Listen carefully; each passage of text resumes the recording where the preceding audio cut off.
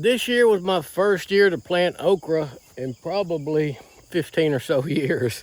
I just didn't eat it and I wasn't selling it, so I didn't plant it. But the one thing I remember about okra when I did plant it, when it come to time to pull it up, the stalks were like tree trunks. You had to yank them out or cut them. Let me show you, this is about my height, maybe 5 foot. Let me show you the stalk on it. That is one gnarly stalk for a 5 foot plant. There's some down there that's even bigger, but these things are sturdy. My neighbor plants them every year, so I kind of picked his brain and I asked him, I thought, I heard of companion planting and where they do it with corn. And I said, you think I could companion plant with this okra? And he said, no, it won't work. Okra takes off too late. It waits for heat to even take off, and then it grows too slow. If you put any kind of climbing thing with it, it'll come out and be growing before the okra even thinks about it. So I kind of nixed that plan. But then here I am, it's summer, July, about the 15th, about the middle of July, the heat of summer. I got some lima beans or baby beans, climbing lima beans. And my thought is, now that these things have taken off and they're about probably halfway through their life cycle, I can come back and plant lima beans along the bottom, and them lima beans will climb them. And being this dead hot summer, the leaves will actually shade the lima beans and the dirt a little bit. Maybe it won't get so hot, and maybe it won't try to cook them.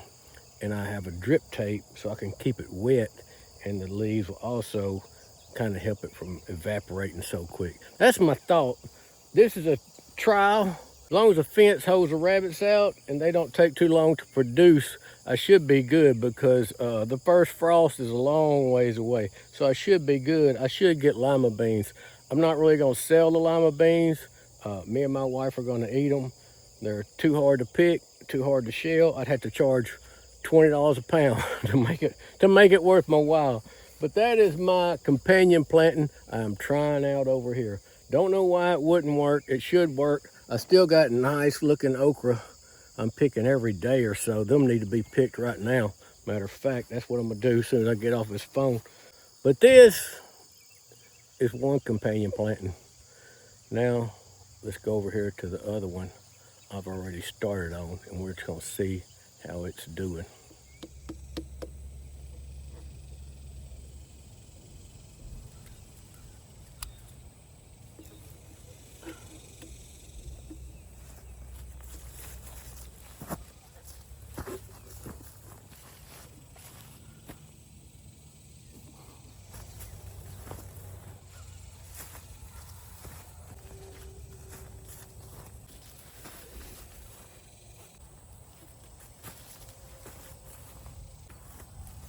Bad pollination, I'll eat him.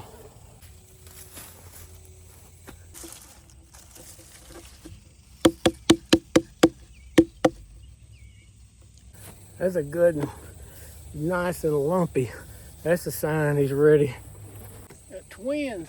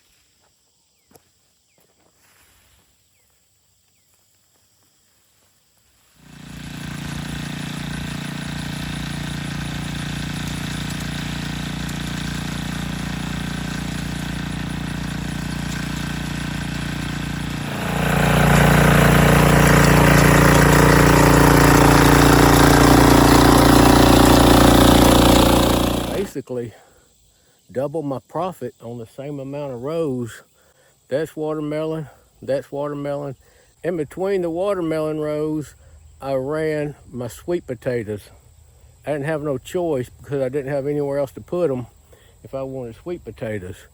But I'm gonna say this companion planting is so far is working like a charm.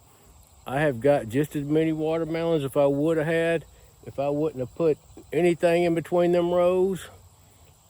There was, as I was moving the watermelon vines back off each side, there was very little grass. Down at the very end back there, there was quite a bit of grass, but I think I ran short of sweet potatoes back there and wasn't actually no sweet potatoes in the ground. But all through here, very little grass. I mean, very little grass. So the plan for it to smother it all out, one other thing I wanted was all this to be canopied. You can see it over here, canopied with either watermelon leaves or sweet potato leaves. I'm still in the testing phase. So this one here, I actually moved the vines back and moved the sweet potato vines in a little bit and tilled down both sides. The reason being is them sweet potato vines, and they already have, they'll start rooting beside themselves and making sweet potatoes.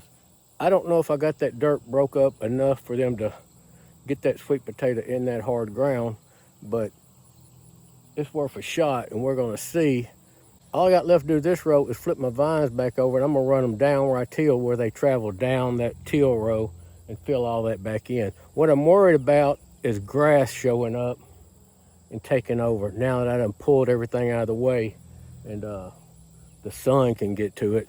So over here, I don't know if you can see, but there's still a lot of watermelons in there. I'm gonna get one or two more pickings out of that.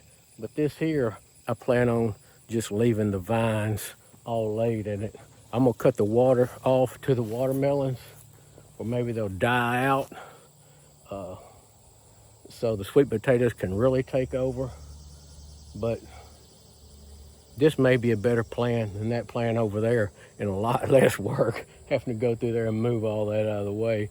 So this is my second companion planting, and I've never seen it done before. Maybe you have, but I'm gonna do it next year. And I bet whoever watches this and plants watermelons and sweet potatoes, you could do the same thing. You might could stack them in the row, one watermelon, one sweet potato, one watermelon, one sweet potato, and have the same effect. I don't know. That might have been the thing to do if I put them on that plastic and put my sweet potato slits in. All the sweet potatoes would be underneath that plastic, and they could actually grow left and right underneath the watermelon plants if they needed to. That's a thought. May try that next year. Everything is trial and error, but I think this is gonna work out great.